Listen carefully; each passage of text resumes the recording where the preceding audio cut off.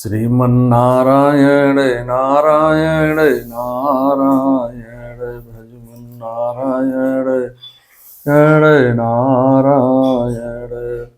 श्रीमद् भागवत कथा साप्ताहिक कथा के चतुर्थ दिन की कथा में 9वें स्कंध का 18वें अध्याय 18वें अध्याय में नहुष के पुत्र ययाति का चरित्र। सुखदेव जी कहते हैं राजा परीक्षित से कि हे राजन, जैसे शरीरधारियों की 6 इंद्रियां होती हैं वैसे ही नहुष के 6 पुत्र हुए। उनके नाम हैं यति, ययाति, संयाति, अयाति, वियति और कृति। नहुष के श्रेष्ठ पुत्र यति को राज्य देना चाहते थे, किंतु उसने स्वीकार नहीं किया, क्योंकि वह जानते थे कि राज्य पाने का परिणाम आत्मस्वरूप को भूल जाना है। पितर्भ्रंशते स्थान इंद्रियाम धरणासुजे। सुखदेव जी राजा परीक्षित से कहते हैं, हे परीक्षित, वृत्तासुर के मरने पर ब्रह्म हत्या के डर से जब इंद्र छिप गए तब स्वर्ग का शासन नहुष करने लगे। उन्होंने इंद्र पत्नी सची से सहवास करना चाहा। इस अनाचार के कारण नहुष को इंद्र पद से नीचे गिरा दिया और अजगर बना दिया। तब राजा के पद पर ययाति बैठे। ययाति ने अपने 4 छोटे भाइयों को 4 दिशाओं में नियुक्त कर दिया और स्वयं शुक्राचार्य की पुत्री देवयानी और दैत्यराज वृषपर्वा की पुत्री शर्मिष्ठा को अपनी पत्नी के रूप में स्वीकार करके पृथ्वी की रक्षा करने लगे। परीक्षित जी ने पूछा, हे भगवान, शुक्राचार्य तो ब्राह्मण थे और अयात क्षत्रिय, फिर ब्राह्मण कन्या और क्षत्रिय वर का प्रतिलोम उल्टा विवाह कैसे हुआ? सुखदेव जी ने कहा, एक दिन दानवराज वृषपर्वा की शर्मिष्ठा नाम की कन्या अपने हजारों सखियों के साथ एवं गुरु पुत्री देवयानी के साथ राजधानी के श्रेष्ठ उद्यान में टहल रही थी। वहां वह एक सुंदर सरोवर के किनारे पर अपने वस्त्र उतार करके उस तालाब में प्रवेश कर एक दूसरे के ऊपर जल डालने लगे। उसी समय पार्वती जी के साथ बैल पर चढ़ करके भगवान शंकर आ गए। उन्हें देखकर शीघ्रता से सरोवर से निकल करके उन्होंने वस्त्र पहन लिया। शीघ्रता के कारण शर्मिष्ठा ने अनजाने में देवयानी के वस्त्र अपना समझकर पहन लिया। इस पर गुरु पत्नी ने क्रोध में आकर के उसको अपशब्द बोलना शुरू कर दिया। गुरु पत्नी देवयानी ने कहा, कहाँ मैं ब्राह्मणी और कहाँ तू दासी? तुझे मेरी साड़ी पहनते हुए लाज नहीं आई?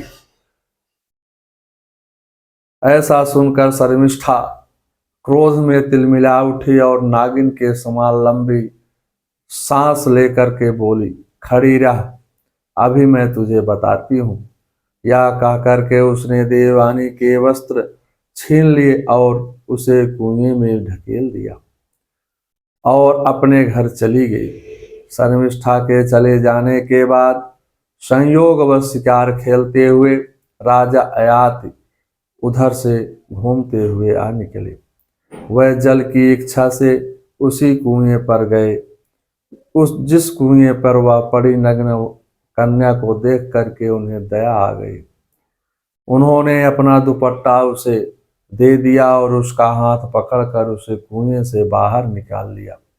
देवयानी ने प्रेम भरी वाणी से अयात से कहा, हस्तग्राहो परमाभूतम गृहाताभ्यम हस्तयाहि में ऐसा ईश कृतो वीरम संबंधो नो ना पौरुषम।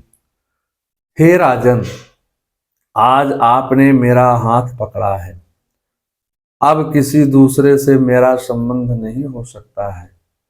यह भगवान का ही किया हुआ संबंध समझना चाहिए। बृहस्पति पुत्र कच्छ के द्वारा दिए हुए श्राप के कारण मुझे ब्राह्मण पति नहीं मिल सकता है। आप निसंकोच मुझे ग्रहण करें। देवयानी की बात को सुन मान करके ययाति अपने राज्य वापस चले गए। देवयानी ने अपने घर पहुंचकर सारा वृत्तांत अपने पिता को सुनाया। शुक्राचार्य बहुत दुखी होकर के देवयानी के साथ लेकर के वृषप्रवाह पर नगर त्याग कर अन्यत्र जाने के लिए तैयार हो गए। वृषप्रवाह अपनी कन्या शर्मिष्ठा की गलती जान करके शुक्राचार्य के चरणों में गिर करके क्षमा याचना करने लगी। इस पर शुक्राचार्य ने कहा, हे राजन, अपनी पुत्री को तो मैं यही नहीं छोड़ सकता हूँ। क्षमा यही है कि जिससे मेरी पुत्री देवयानी प्रसन्न हो वही करो। देवयानी ने कहा, हे पिताजी, मुझे जिस किसी को दे दें और मैं जहाँ कहीं भी जाऊं। शर्मिष्ठा अपनी सहेलियों के साथ मेरी सेवा के लिए वहीं चले और कभी मेरे पति के साथ शैया पर ना बैठे। वृषप्रवाह ने ठीक का करके उनकी आज्ञा स्वीकार कर ली। शुक्राचार्य ने देवयानी का विवाह राजा ययाति के साथ कर दिया। शर्मिष्ठा को दासी के रूप में दे करके उनसे कह दिया कि हे राजन, इसको अपनी सेज पर कभी आने मत देना। तामाहम राजक्षम शर्मिष्ठाम मधाल प्रतेशा कहे चित। सुखदेव जी राजा परीक्षित से कहते हैं, हे परीक्षित, कुछ समय बीत जाने के बाद देवयानी पुत्रवती हो गई। उसको पुत्रवती देख करके एक दिन शर्मिष्ठा ने भी अपने ऋतुकाल में देवयानी के पति ययाति के से एकांत में सहवास की याचना किया। राजा ने धर्म समझकर शर्मिष्ठा की प्रार्थना को स्वीकार कर लिया और शर्मिष्ठा भी गर्भवती हो गई। देवयानी के यदु और तुर्तुस तावर्ष 2 पुत्र हुए। समय आने पर धर्मिष्ठा के भी 3 पुत्र हुए, दृष्टु, अनु और पुरु। जब देवयानी को पता चला कि शर्मिष्ठा को भी मेरे पति के द्वारा गर्भ हो गया है, तब वह क्रोध में बेसुध होकर के अपने पिता के घर चली गई। यद्यपि ययाति ने देवयानी के पैरों में पड़ करके उसको मनाने की बहुत चेष्टा किया, लेकिन वह नहीं मानी। देवयानी ने अपने पिता शुक्राचार्य से सारा वृत्तांत सुना दिया। शुक्राचार्य ने क्रोध में भर करके ययाति से कहा, तू अत्यंत स्त्री लंपट, मंद बुद्धि और झूठा है। जा, तेरे शरीर में बुढ़ापा आ जाए। इस श्राप को सुनकर ययाति शुक्राचार्य से कहा, आतृप्तम असद्यम कामनाम ब्रह्मान दुतरे स्माते व्यास्ताम यथा कामम वैसा योधम वायस्यति। हे भगवान, आपकी पुत्री के साथ विषम योग भोग करते करते अभी मेरी तृप्ति नहीं हुई है। इस श्राप से तो आपकी पुत्री की अनिष्ट ही होगी। इस पर शुक्राचार्य ने कहा, अच्छा जाओ, जो प्रसन्नता से तुम्हें अपनी जवानी दे दे उसे अपना बुढ़ापा बदल लेना। ययाति ने अपने पुत्रों से जवानी मांगी। सभी पुत्रों ने इस बात को सुन करके मना कर दिया। केवल छोटे पुत्र पुरु ने उन्हें अपनी युवावस्था दे दिया था।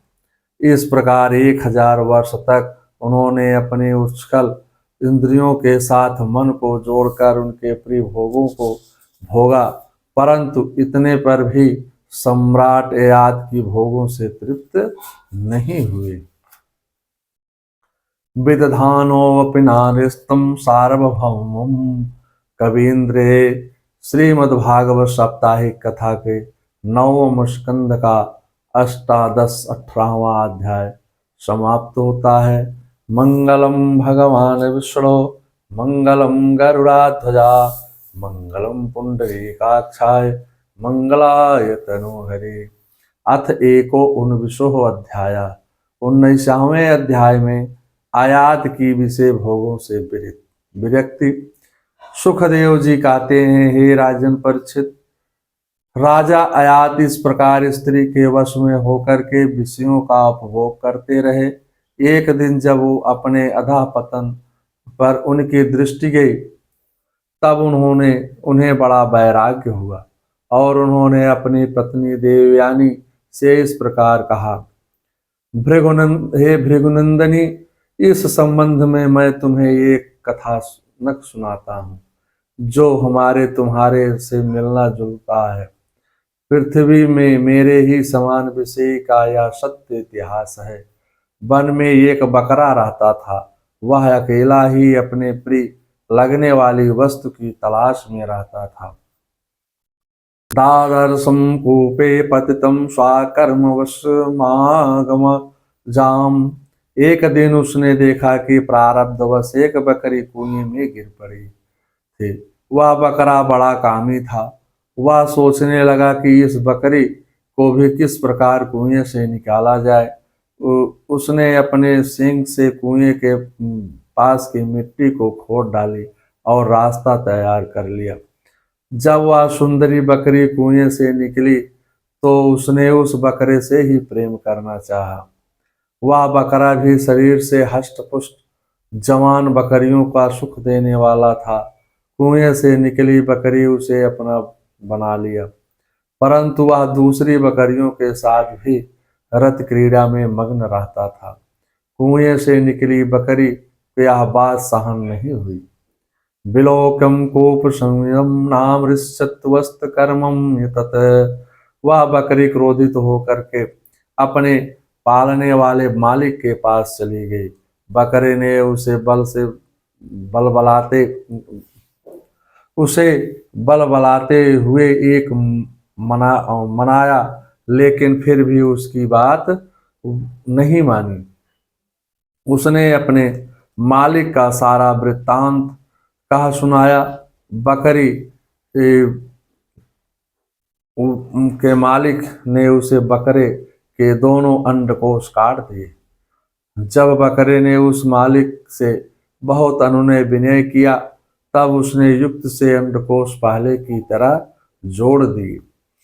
लाम्बतुम विष्णुम भूया संधे अर्थम योगवित। इस प्रकार वह बकरा कुएं से निकली बकरी के साथ पुनः विषय भोग करने लगा, किंतु विषय भोगों से उसकी प्यास नहीं बुझी। हे प्रिय, मेरी भी यही दशा है। तुम्हारे मोह पास में बंधकर मैं भी अत्यंत दीन हो गया हूँ। तुम्हारी माया से मोहित मैं अपने आप को भूल गया हूँ।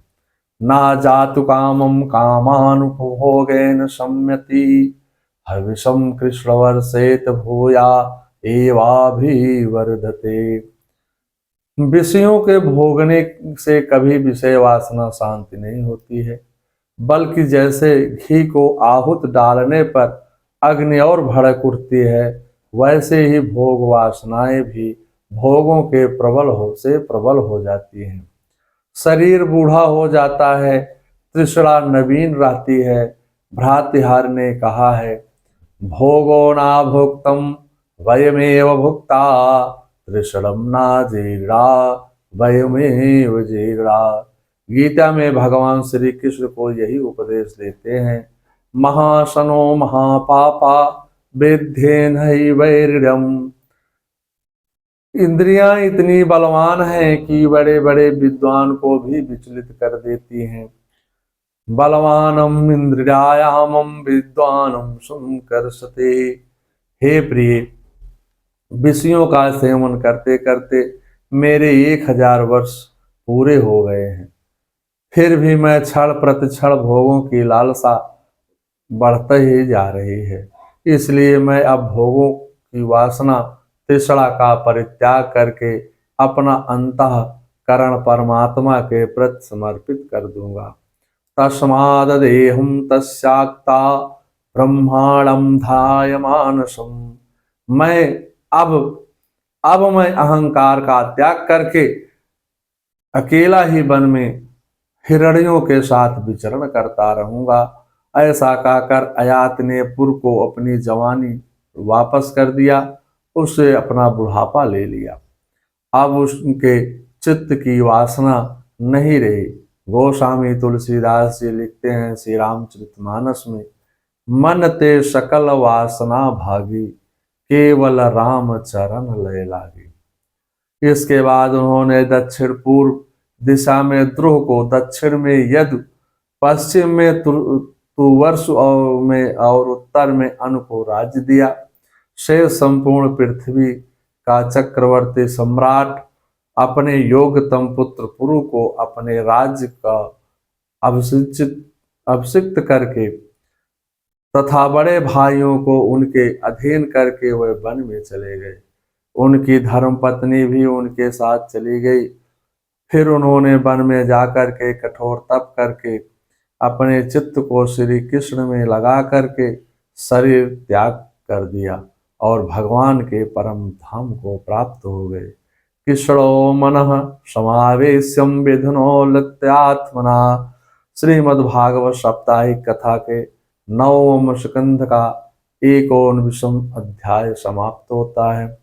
मंगलम भगवान विष्णु मंगलम गरुड़ध्वजा मंगलम पुंडरीकाक्षाय मंगलाय तनोहरे।